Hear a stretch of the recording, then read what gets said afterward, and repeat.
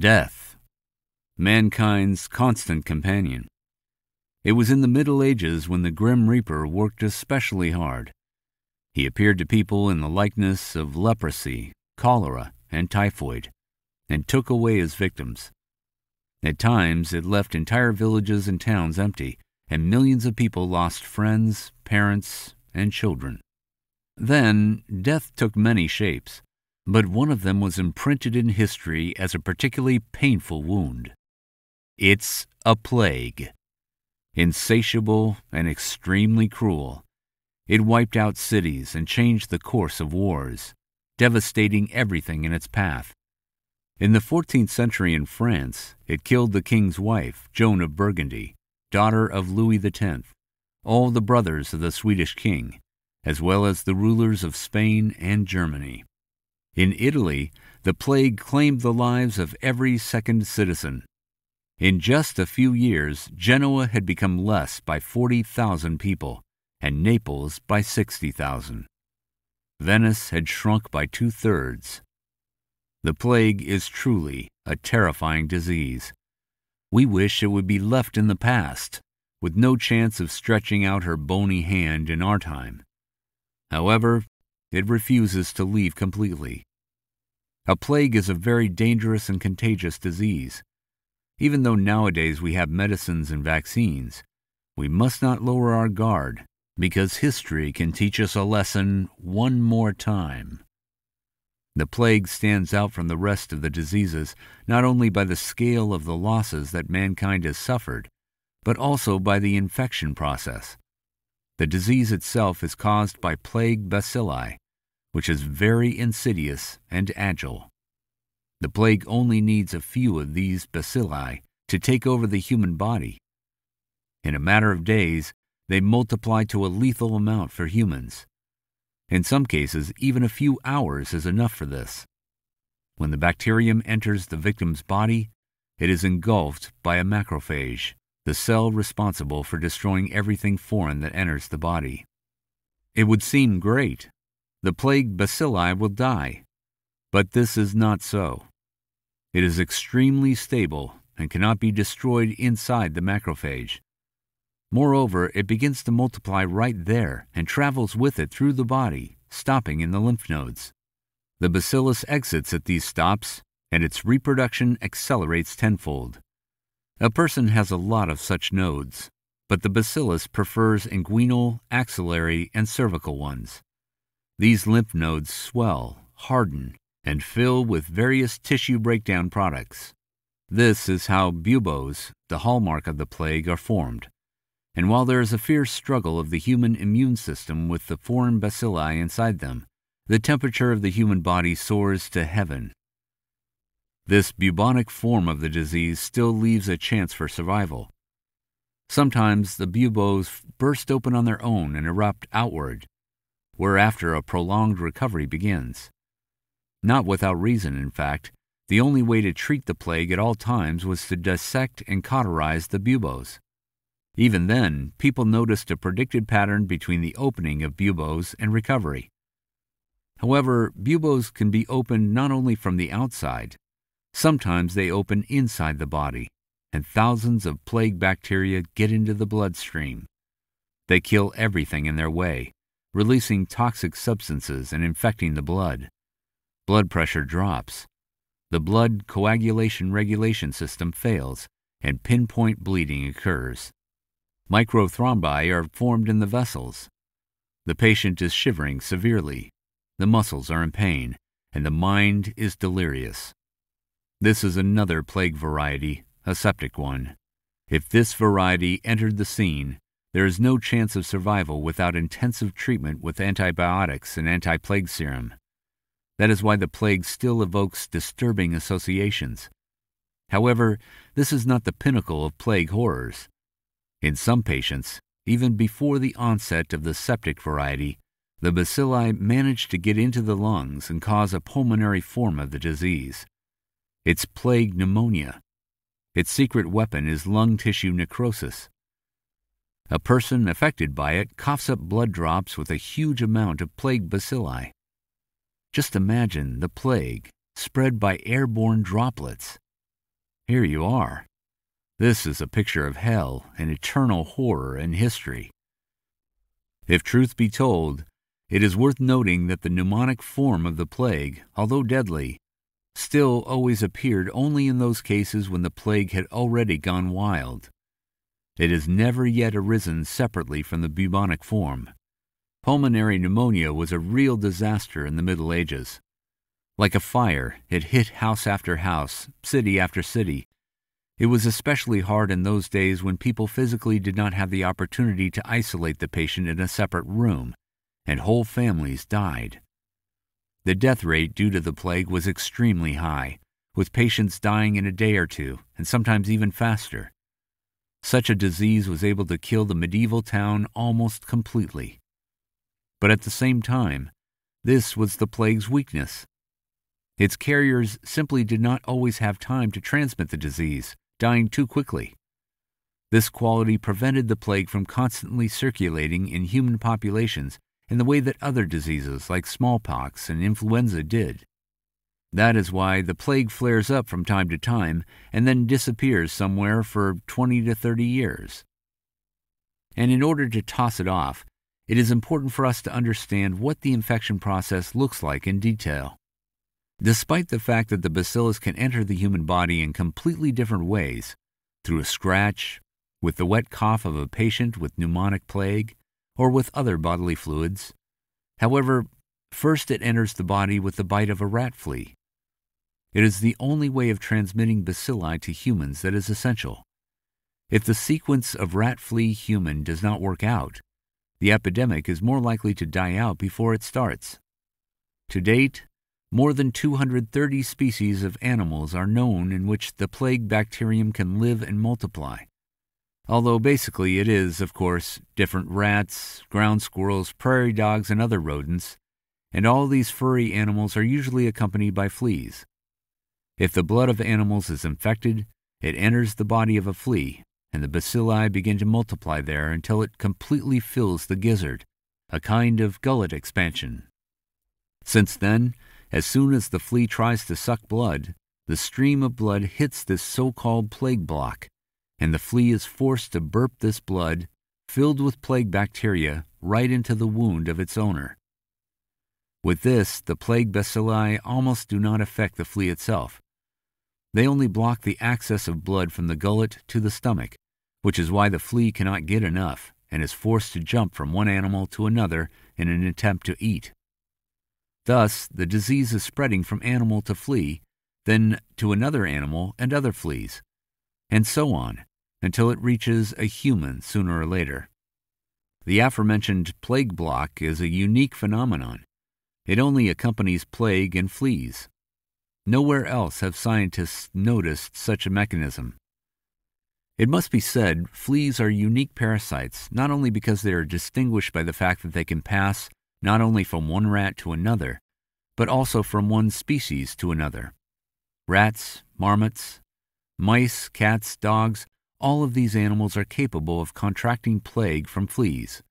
And if you remember that medieval cities were not much different from garbage dumps, you will no longer be surprised why it was in medieval Europe that the plague killed up to a third of the population. Medieval Europe was very different from the Roman Empire as far as hygiene was concerned. And, I must say, not for the better. The hygienic habits of the ancient Romans had become a thing of the past, thus creating suitable conditions for the plague. Cities grew rapidly. Garbage was quietly stinking on the streets. Sewage was merrily poured from the windows, and the people themselves carefully guarded the purity of their souls, but not their body. A rare person admitted that it was worth washing a little more than once a year. Health was generally not accepted as something highly valued. Suffering, on the contrary, was in fashion. Various kinds of religious pilgrims made particularly great strides in it.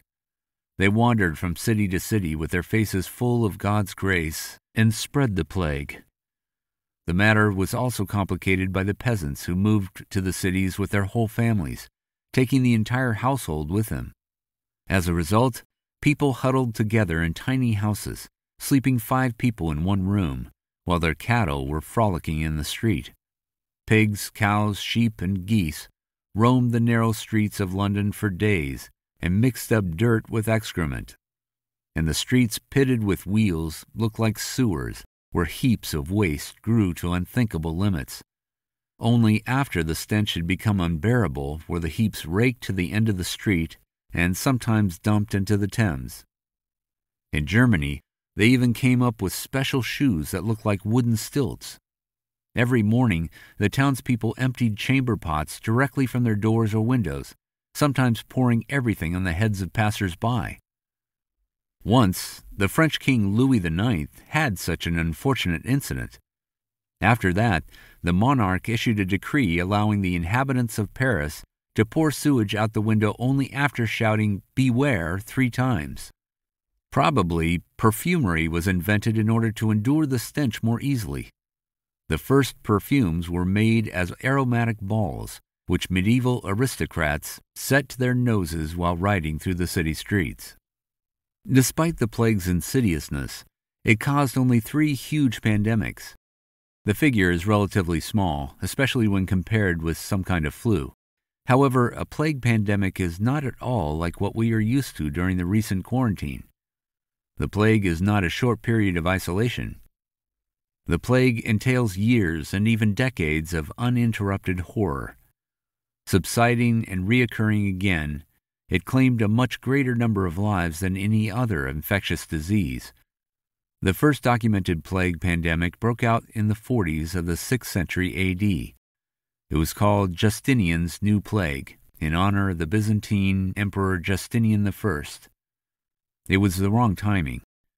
At that moment, the emperor was waging ruinous wars for the empire in the hope to restore the Holy Roman Empire to its former boundaries. Not the best time for an epidemic, but there were also merits. The barbarian countries were also weakened by the disease and could not properly resist the onslaught of Justinian's army. As for the empire itself, it had already had hard times before. The people were exhausted from the heavy tax obligations paying for the ambitions of military leaders, and if there were still enough strength for the war with the barbarians, no empire could cope with swarms of plague rats in those days. Due to the abnormally cold winter of 535 to 536, which caused a crop failure and, as a result, a shortage of food, famine began throughout the Mediterranean. A weakened body is a godsend for any infection, be it a plague, smallpox, or tuberculosis. Under these conditions, the issue of food was more acute than ever. From every corner of the known world at the time, ships of grain were flocking in. It is difficult to find a reliable answer to the question of where the plague entered Constantinople.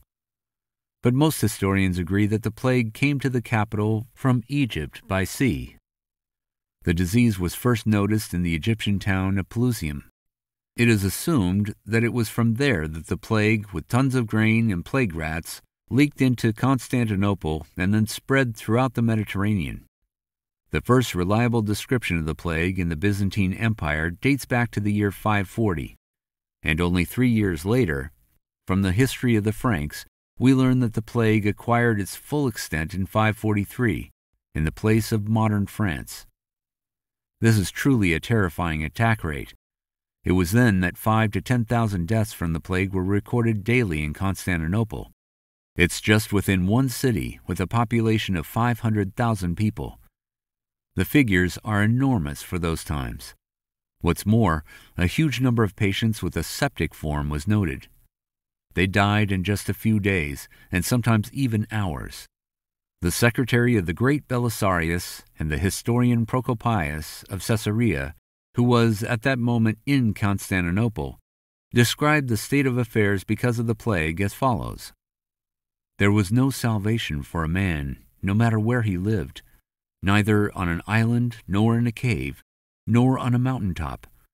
Many became desolate, and it often happened that many dead, for lack of relatives or servants, lay unburnt for several days. At that time, few people could be seen at work. Most of the people that could be found on the street were those who carried the corpses. All trade froze, and all artisans gave up their job. The pandemic was spreading, and the medicine of that time had nothing to compensate for it. Even though the doctors tried, the plague was treated in completely different ways, from bloodletting and the use of all sorts of herbs and tinctures to opening buboes and cauterizing them. The latter method even worked a little, but not always with success. Illness was considered a punishment from the Lord. No one could have imagined that such creatures as rats were spreading it. In the medical community, there were many hypotheses for the origin of the plague, from loss of fluid balance to fetid miasma influence. Therefore, no one used the only disease spread therapy measure available at that time, and the quarantine could be that measure. Lots of people were affected. At the end of the 6th century, even the Pope, fervently praying to the Lord for the redemption of his people, fell victim to the plague.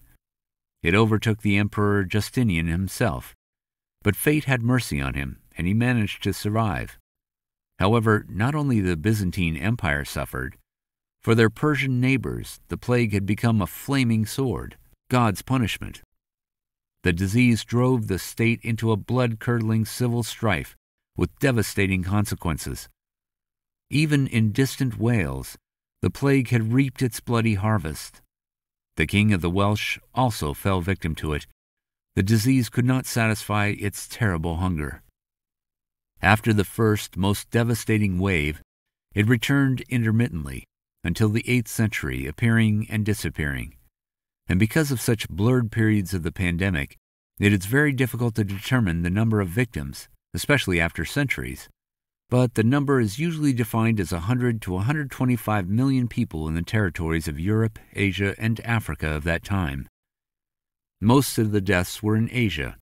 However, due to the tendency of the early Middle Ages people to embellish the tragedy, modern estimates reduce the figure to 50 million people. However, believe us, for that time it is just a colossal figure. Constantinople alone lost up to 40% of its citizens. The first known plague pandemic changed the course of history fundamentally. There has been no large-scale devastation or disaster of this kind in Europe and Asia for many centuries. The long and final collapse of the Byzantine Empire and then the Dark Middle Ages were ahead. As well as the second, the most devastating and terrifying plague pandemic, popularly referred to as the Black Death. People were haunted by other calamities as well. Natural disasters and climate change were causing great crop failures. As a result, in the years 1315 to 1317, a great famine broke out, claiming the lives of millions of people. According to experts, up to a quarter of the entire population died out in Europe at that time. Famine struck almost all of Europe. The historical chronicles of those years are downright replete with terrible details. In many cities, there was no food at all, and looting happened. Sometimes there were even cases of cannibalism. People descended into inhumanity. This went on for 2 years, but the shortage of food in the cities was felt for the next few years. People who survived the Great Famine became weak and sick, and many of them died from exhaustion and infections. Global climate change has also affected Asia. While cold, torrential rains were falling in Europe, killing crops, China was hit by drought and an invasion of locusts. However, the Chinese also failed to avoid the rain. They just reached the country a little later, and as if it wasn't enough, with strong hurricanes. And, as you can see, the crops also suffered greatly. Scientists believe that these events caused a massive migration of rodents. In an effort to avoid starvation, their swarms rushed to the cities, closer to the dwellings of people. Poor nutrition, unsanitary conditions, and high population density took their toll and resulted in an outbreak of the epidemic. And a huge number of rodents were excellent carriers of the disease. The scientific community agrees that around 1320, a plague epidemic began in the Gobi Desert region. Having struck the Golden Horde, India and China, the epidemic spread for many miles around. Rodents carried the plague from person to person and caravans of merchants from city to city. So, for several decades, the plague kept breaking out here and there, gradually moving to the west. until, by 1330, a focus arose near the Issyk Lake, which pushed the disease even further. In this very place, the mechanism of primary infection developed. Fleas carried the plague. The plague was transmitted to humans when cutting the carcasses of sick camels or from a marmot, Marmota bobak, whose fur was highly valued in Asia. When bales with this fur were opened in towns, infected fleas broke free and rushed to everything in a row, infecting people, domestic animals, and livestock. From here, with merchants and goods, the disease entered Crimea, an important logistics center between Asia and Europe at that time, and from there, on ships with rats, the plague set off on a campaign across Europe. This was greatly contributed by the Genoese, who headed to the largest metropolis of the Christian world, Constantinople, along their trade route. And now the plague, with all its fury, fell upon Byzantium. About a third of its entire population perished, and the capital, the city of Constantinople, became almost half empty. Everyone suffered from the disease, both the poor and the nobility. It was at that moment that the disease revealed itself to the world in a new guise, as pneumonic plague. Those infected carried harmful bacilli inside their body and did not even suspect it. After all, with this form, buboes appeared on the inward parts of the body instead of outside. An infected person could carry the disease right up to his death and die quite healthy-looking. And if the doctors at that time somehow knew what to do with the bubonic form of the plague, they opened and cauterized the buboes, which worked at least at some level, yet no one knew what to do with the pneumonic form. In general, it was not clear how to battle the disease and what could be done. During the Black Death in Byzantium, the majority died from the pneumonic plague variety. It was transmitted by airborne droplets, developed instantly, and killed almost everyone who became infected.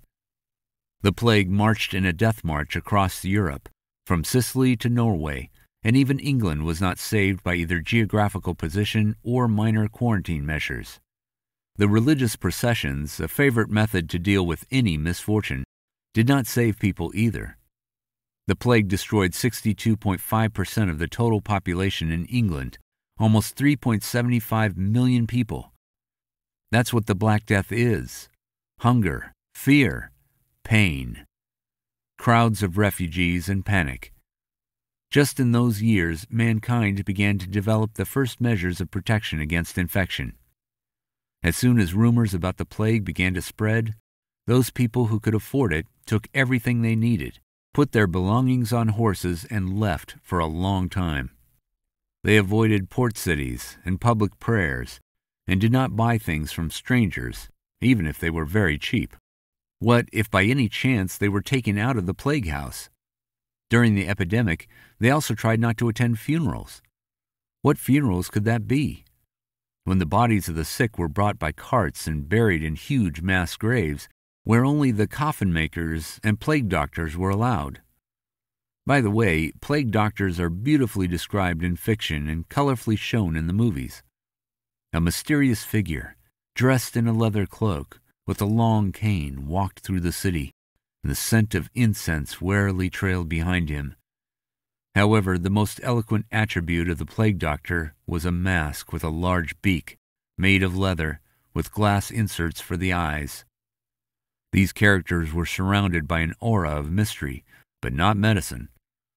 At that time, barbers were more associated with medicine. Hospitals didn't exist at that time, while in the barber shop, along with shaving your beard, you could easily chop off your leg, but only for a fee. Plague doctors as such began to appear when, specifically for the treatment of the plague, Pope Clement VI invited several doctors to Avignon to fight the outbreak of an epidemic. And only after this precedent, other rulers began to resort to a similar practice. They began to invite plague doctors to their cities, it's worth noting, for a quite considerable fee. Regardless of the fact that plague doctors caused genuine horror among the people because their appearance did not bode well, they were valued and worked for a salary 5 and sometimes more than the salary of ordinary doctors. For example, it is well known that the Italian city of Orvieto hired the plague doctor Matteo Angelo with an annual salary of 200 florins in 1348. This is up to 4 times the salary of an ordinary doctor. Robbers even kidnapped several plague doctors in 1650 in Spain and demanded a considerable ransom from the city of Tortosa. The city at that time was in great need of help, and they had no choice but to pay. Plague doctors, taking advantage of their position, earned good preferences for themselves, starting from free drinks at the bar to the ability to dissect the patient's corpses. If a free drink for a doctor who made several times more money than other doctors is a trifle, the possibility to dissect corpses is an extremely good perk. Back then, no one was allowed to dissect corpses. The religious population, together with the church, treated such blasphemy very badly.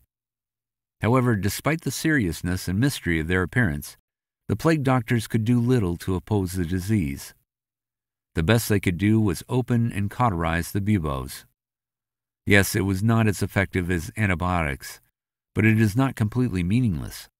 After all, an inflamed bubo is exactly the place where bacilli multiplied, the epicenter of the plague in the body, and the assumption that it was necessary to eliminate it was, to some extent, correct. And yet, back then, no one had any idea about bacteria and microbes, and these buboes were cut out only in order to restore the balance of vital juices in the body. The people were happy with such treatment. It gave them a chance, and they saw a beacon of hope. A theory was also circulated that the plague was airborne by a foul-smelling miasma, so it was logical to clean the air. For this purpose, huge fires were made around the perimeter of the city. It was also customary to cut down all the trees surrounding the village so that the air could circulate with no obstacles. And of course, pray, and also fumigate the rooms with different herbs. Plague doctors carried pendants stuffed with garlic and constantly chewed it. Moreover, the notorious plague mask was not only a symbol of the Egyptian god Thoth, it was in fact the progenitor of the modern gas mask. The mask was smeared with vinegar and protected the skin from contact with infected secretions and guarded against foul-smelling miasma, and the beak served as an air filter. Except for the vinegar, it was stuffed with all sorts of aromatic herbs, which, in the conditions of the plague stench, made it possible to breathe more comfortably. The plague mask also protected those around them from the nasty smell of garlic, which the plague doctors constantly chewed to scare away the infection. Besides that, an integral attribute of the plague doctor was a cane, with which he examined patients in order to keep them at a sufficient distance. Well, or fight back if the patient fell into a delusional state because of the disease or from the wildest pain when cauterizing a bubo. Common methods such as leeches, bloodletting, various poultices, and the inhalation of aroma smoke were also used. Notoriety also did not bypass the plague doctors. Apart from the fact that mostly incompetent young doctors joined their ranks, various kinds of charlatans also signed up there, who did not disdain to loot undercover and took out various things from the patient's house, which everyone was afraid to even touch. If, in more cases, only prayer could be opposed to the plague back in the Middle Ages, starting from about the 16th century, quarantine measures were practiced more and more often. Access to houses was limited, and quarantine posts, where the condition of each entrant was checked, were set up at the entrance to the city. And the people began to suggest more and more often that the plague was not caused by God's punishment or fetid miasma at all. After all, if the disease were transmitted through the air and wandered from city to city in huge invisible clouds, then wild animals and especially birds would fall ill with it too. But this did not happen. On the contrary, there have been cases of infection through sick people or contact with their belongings. Mankind was in a convulsive search for salvation from the Black Death, while the disease went away for years and centuries and then returned to satisfy its terrible hunger. And now let us transfer to China, where the plague passed no less cruelly and where the only true way to treat the plague was folk medicine. The main problem of traditional Chinese medicine was the complete denial of pathogen existence. Accordingly, quarantine measures were useless. Hong Kong, a British colony at the time. Another outbreak of the disease was in 1894.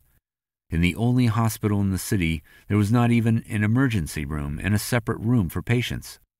At that time, the head of the civil hospital in Hong Kong and second in command of the colony's health service was a young Scot named James Lawson. He arrived at the hospital for an inspection. It turned out that what was going on in the hospital was hell indeed. The sick even lay on the floor, dying without any help. All in all, the hospital kept receiving patients with other complaints. Lawson thought that things could not go on like that, and decided that the hospital should be closed as a plague spot. The sick had to be identified and placed on an ambulance ship in order to isolate them. The ship was driven away from the shore to the middle of the bay on purpose, but the locals didn't quite accept Lawson's ideas. The Chinese believed that these Europeans from overseas cut out the liver of the sick in order to treat these patients. They stand tall against the closure of the hospital and even took up armed resistance.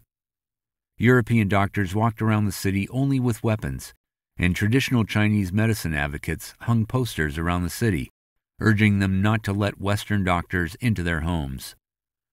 No wonder it was impossible to inspect the city's slums under such circumstances, although it was obvious that the epidemic ran rampant there, because the corpses of not only rats, but also people, had already begun to lie in the city's streets. Nevertheless, with the help of the military, quarantine measures were introduced. Houses were searched, disinfected with chlorine, and the belongings of the sick were burned. The authorities did everything they could. So it was decided to invite experts to the town who could identify the causative agent of the disease, which would help to defeat the infection. It would take too long to send for European doctors. The fastest steamer from Europe reached China in 30 days. They decided to turn to someone who was closer but had first-hand knowledge of the works of Pasteur and Koch, the geniuses of microbiology at that time. The choice fell on Koch's student, the Japanese Sabasaburo Kitasato. He had already become famous in his homeland and in Europe for the discovery of tetanus bacillus. He also suggested the existence of antibodies. In general, he was an outstanding personality. It was him that the British rested their hopes on. His team had the most modern laboratory and access to numerous test subjects at that time. But there was another talented person, a young Swiss who trained as a pediatrician in Germany and then managed to work as a student of Pasteur himself. It was Alexander Yersin. He was also an extraordinary person and was distinguished by a strong sense of justice. For him, scientific work was above all, although in those days there were simply no huge government grants. For the university to live, it was necessary to teach, and Yersin did not like this much, just as he did not like medical practice. For him, it was like trading in life. After all, in really difficult cases, patients had only one choice, their money or their life. That's why Yersin got a job as a regular doctor on a ship and went to travel the seas. He soon settled in Vietnam, where he worked for little pay. He was brought to Hong Kong by the order of his superiors. The plague in China roamed so strongly that it threatened the entire continent. Yersin was sent into the thick of it almost single-handedly with only a microscope as company. He was not even allocated a separate zone for the laboratory. As a result, Yersin had to build it almost from improvised means. He also had no luck with test subjects. He was refused all the time, saying that Kitasato's team had already taken all the bodies. The icing on the cake of his failures was the escape of his only assistant, who took half of the funds for the expedition with him. It would seem that everything was over, time to give up. But Yersin was persistently advancing towards his goal. In the end, he managed to gain access to the dead.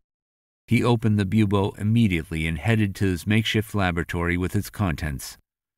There he carefully peered into small droplets and formations growing on nutrient media for days, and subjected them to all kinds of staining over and over again in order to identify the causative agent of the plague. But nothing came out of it. The microbes were stained only with Loeffler's solution, only at the edges, while the microbe remained transparent in the middle. However, this looked like some result. A laboratory mouse infected with these bacteria died in the shortest possible time, showing all signs of the plague. Yersin had to use a huge amount of material from the dead before he was convinced that this is the very microbe. To his surprise, the Japanese did not immediately realize that the first place to start would have been the buboes, because that was where the plague bacillus was really fighting with human immune cells. And if the plague won and the person died, it would be logical to assume that the largest number of these bacilli were in those zones. But the Japanese first of all looked for the plague bacillus in the blood, where its concentration was not so high. Besides, at a temperature of 37 degrees, pneumococcus was more likely to grow in a thermostat instead of a plague bacillus. Alexander Yersin was lucky in this regard. He did not have a thermostat at all, and he did not follow the wrong track.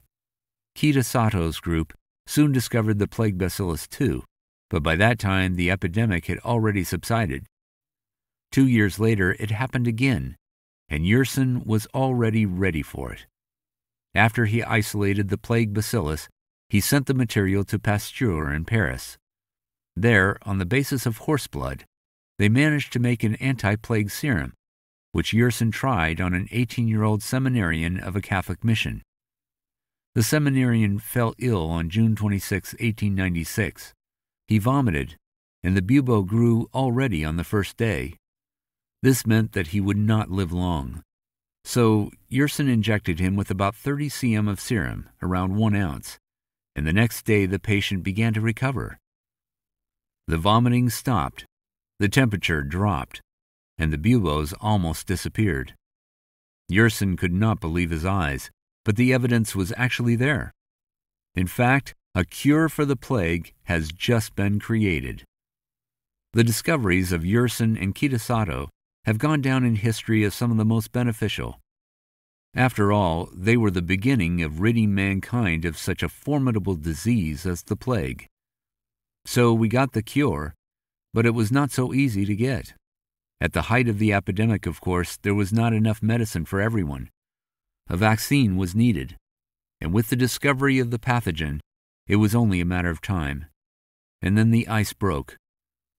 Vladimir Kavkin, born and raised in a poor Jewish family, was an outstanding microbiologist and a favorite student of Ilya Mechnikov. In his youth, he was extremely opposed to the government. He was thrice expelled from the university and twice got into the police.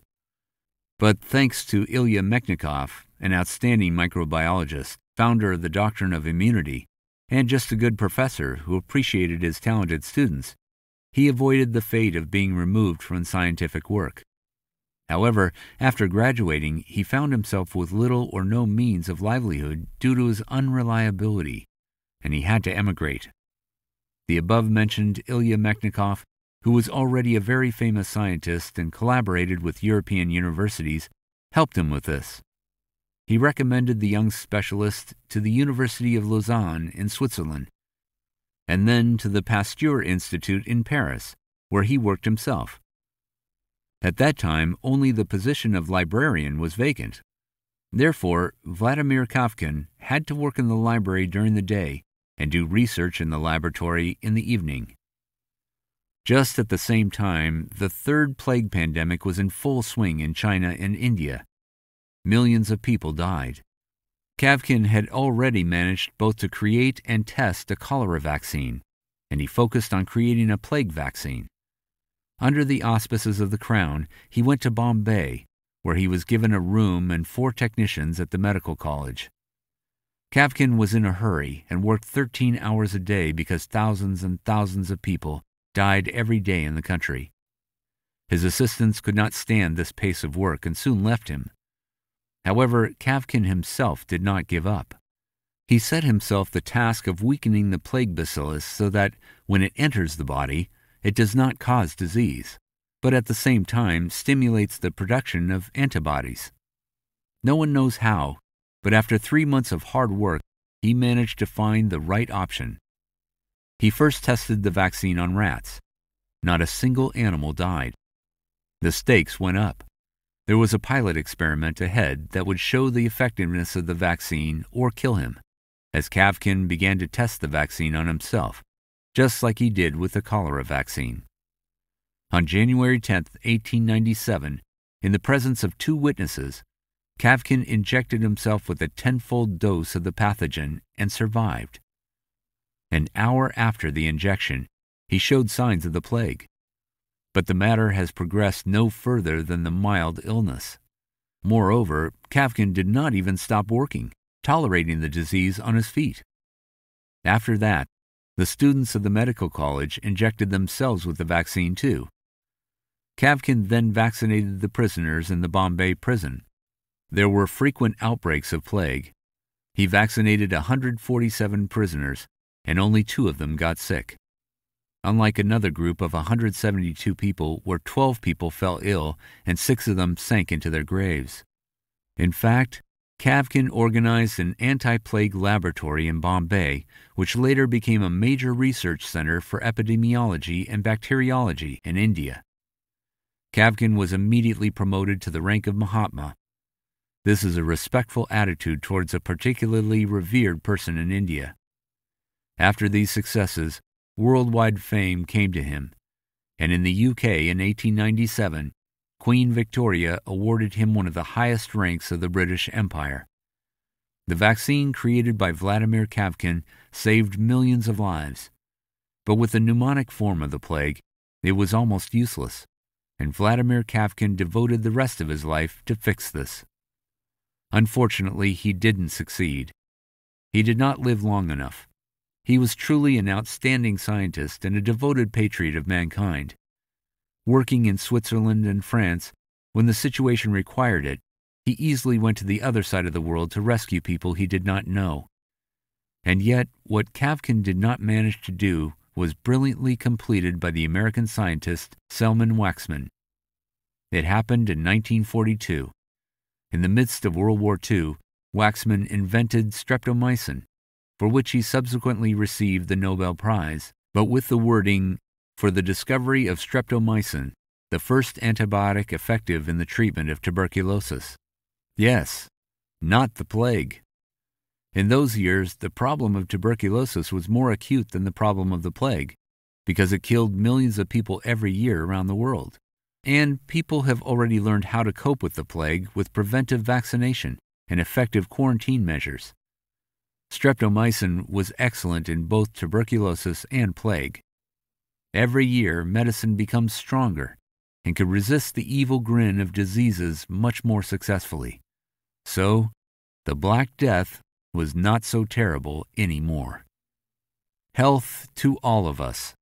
Sincerely yours, Dr. Popmed.